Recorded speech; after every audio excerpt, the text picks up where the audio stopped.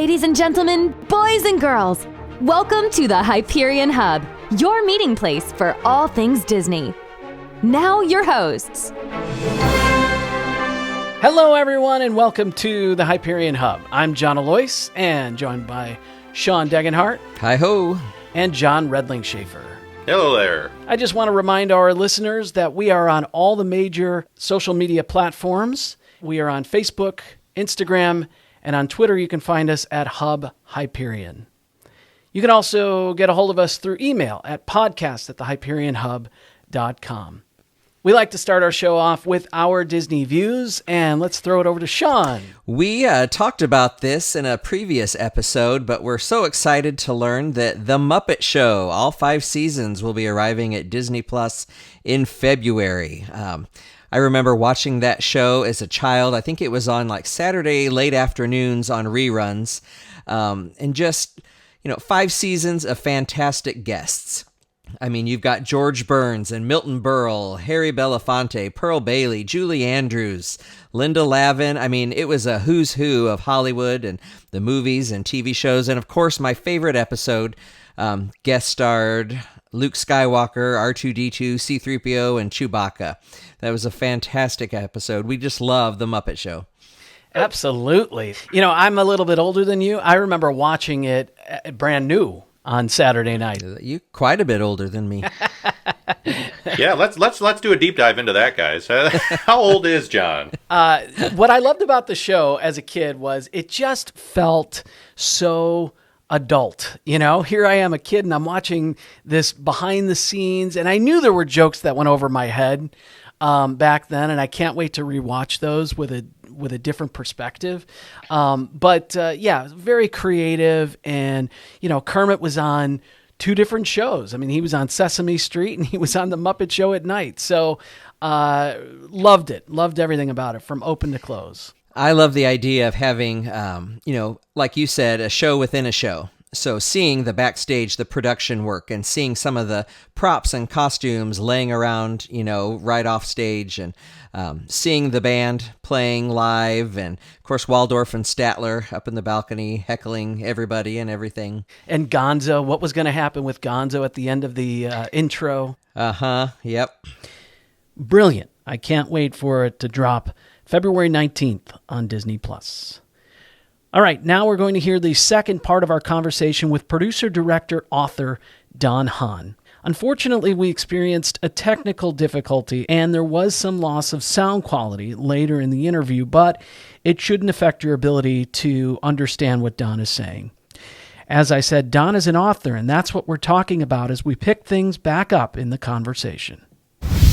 I'm holding the book you wrote called Brainstorm, and it's one of my favorite books because the way you share the creative process. You're very observant, and you look for inspiration all over the place. That's what I see.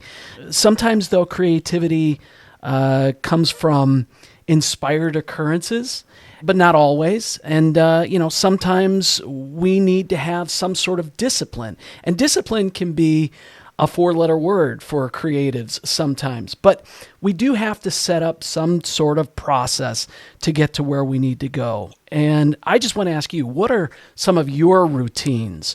What are some things that you do to help find that inspiration for those creative solutions? Well, one element is that you have to just work. The whole idea of waiting for your muse or waiting for inspiration to strike, that's really there to keep the amateurs out. If you're a professional and you're name your art form, music, a chef, a animator, whatever, you show up for work every day. And is it inspiring? No, not, maybe if you're lucky, you have a day when you're in the flow and things are just coming out of you. Most of the days aren't. So you show up and work, and deadlines are your friend. One of the most difficult movies in terms of budget and finance and a tiny budget and skepticism about whether it would work or not was Who Framed Roger Rabbit. We had $4 million to do the whole animation on that movie. And it became a big hit, but it was very difficult in terms of its budget and schedule. Beauty and the Beast was the same way. And so you never know that schedule and budget helps you make smart decisions and forces you to finish things. And so movies and projects like that, I think a healthy deadline is good, and just showing up to work, whether you're a novelist working by yourself or whether you're working with colleagues, you have to engage and you have to really be in the room. And if that means sitting around in a quiet room for a while until something happens, that's human. There's like statistics that we can have a great conversation for 20 minutes and then it kind of lulls because for some reason after 20 minutes there's a dip in energy. And that happens to all of us. That happens in story meetings. That happens in movie making. The end of the first act in a typical movie is after 20 minutes, and that's when something in every movie is when the inciting incident happens. So you have a normal day, and then gunshots go off, and you're in the middle of a war. That usually happens 20 minutes into a movie. So you have to just show up, and you have to do the work. And my mom and dad showed up, my relatives, I'm sure yours too. You show up. My dad didn't always feel like doing what he had to do. He was visiting sick people and writing sermons, but he did. And he showed up and did his job. And so that's really the process, regardless of what you do, you rehearse. The people I know, like Jodie Benson, who did Ariel's voice, or any of those actors, they work. Angela Lansbury just turned 95. I just did a little videotape happy birthday for her with a lot of her friends and things. So she's 95. She works still. She was in Driving Miss Daisy in Australia like 5 years ago at the age of 90 with James Earl Jones, who is probably the same age. And they work on stage 8 nights a week. They learn their lines. I recorded her. I just opened a new attraction at Epcot in the French Pavilion, and it's a Beauty and the Beast sing-along. And without spoiling it, it's a sweet little story of kind of what really happened behind the scenes of Beauty and the Beast and who really was the matchmaker. And we sat around one day and said, we need somebody to narrate this. Who can we get? We thought Angela Lansbury. We thought, she'll never do it. She's going to sound right and everything else. We called her up. She said, yeah, let's try it. She shows up. I mean, this is a year ago. She shows up at the stage. She has her script with her. She said, hi, how you doing? I just went to the movies. I saw the Downton Abbey movie. It wasn't that good. We have to be a lot better if we want to keep this thing going. Anyway, so yeah, let's record. We recorded all her lines, which cut together with lines that we recorded 25 years ago on Beauty and the Beast. She said, thank you. And I walked her out to her car. And she said, okay, well, I'm going to go shopping now. I mean, she works. There's no retirement in the arts, ladies and gentlemen. You work. I talked to Joe Rohde the other day, who's, famously retiring from Imagineering. Don't fool yourself. He's not going. He may be moving on from Disney into other things, but he's the most curious, interesting artist that I know. And he's going to be doing other things that are going to be interesting. And the same with me. I may have left animation and gone on to other things, but I'm crazy busy with life and lucky to be. So along those lines, then, if you're not working on a specific project, what do you do to stay sharp? What do you do to kind of stretch that creativity and keep doing things? You're assuming that I'm sharp. Wow. Well, again, going back to something we talked about a while ago, which is the having a big life, the Nine Old Men lesson. So I do paint. Mm-hmm. It doesn't matter whether the paintings are good or bad. I don't necessarily sell them. You can go on my website and see them if you want. They're paintings. I play music when I can. I'm not a big reader. I just don't read. I think a little bit of it's attention deficit. But I'm a really curious person, and I try to study a lot. And a lot of times I write books about things that I don't necessarily know about. Right now I'm writing a book for Disney Editions about the origins of Disneyland, like the really early origins of ABC and the deal with Rhett Law and Walt leaving his own studio to start this thing up and all that stuff. It's amazing, and it allows me to learn and have to put those things into words. So I try to do a lot of that. I have a daughter who I love, who's on her own in her own life in her 20s, graphic designer. Love hanging out with her. My wife's an artist. And so we spend time together and are able to help each other with our artwork. And when I can, I travel. I mean, last year I went to the Lake District in England and went to all the arts and crafts houses and visited John Ruskin's house, who was one of the founders of the arts and crafts movement.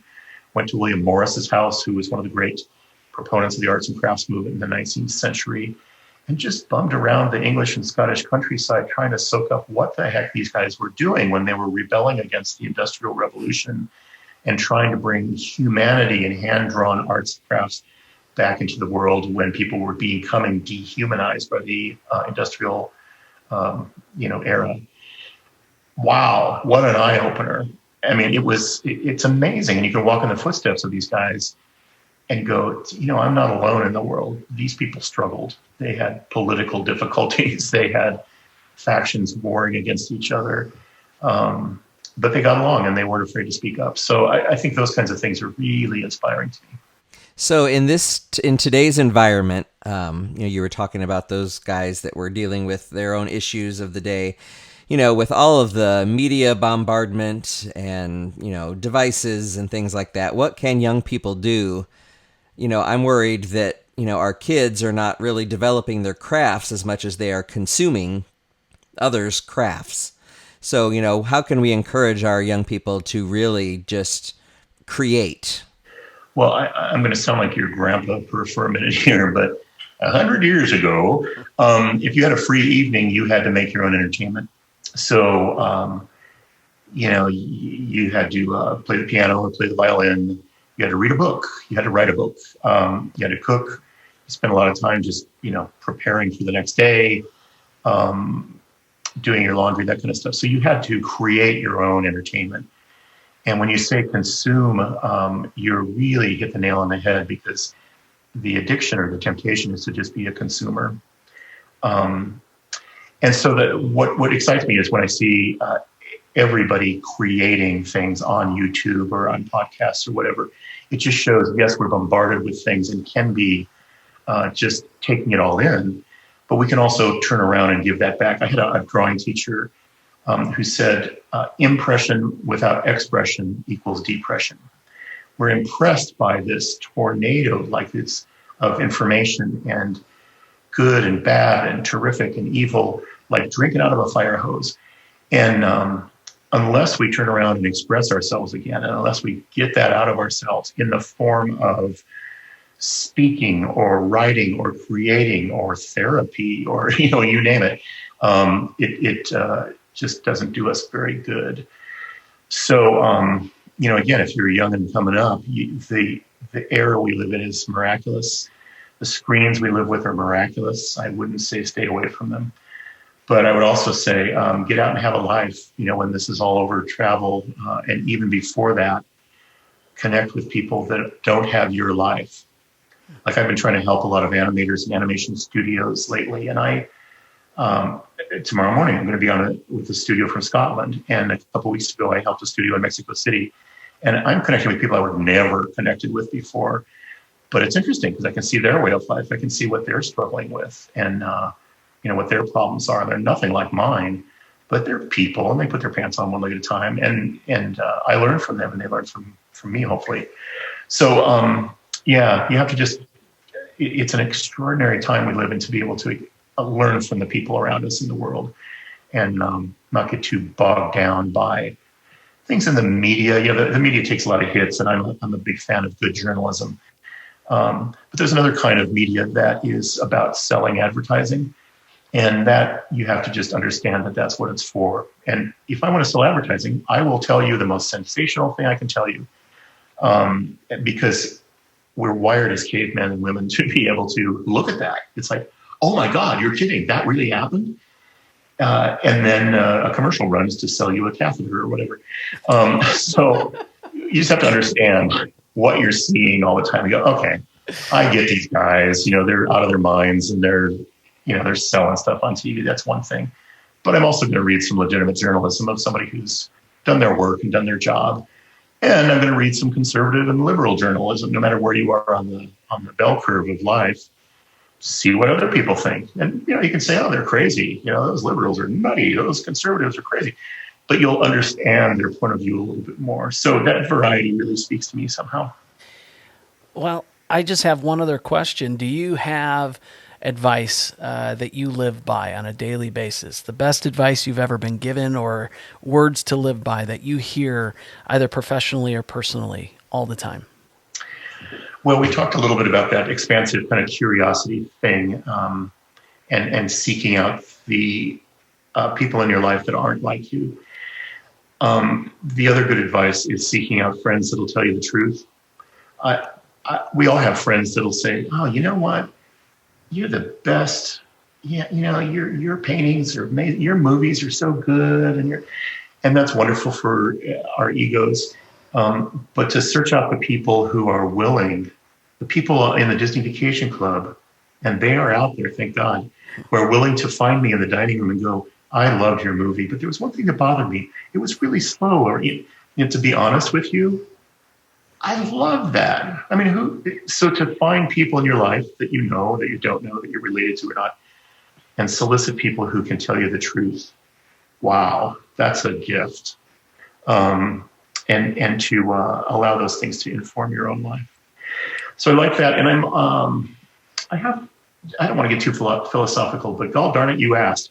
I have kind of a servant mentality, I think, in my life anyway.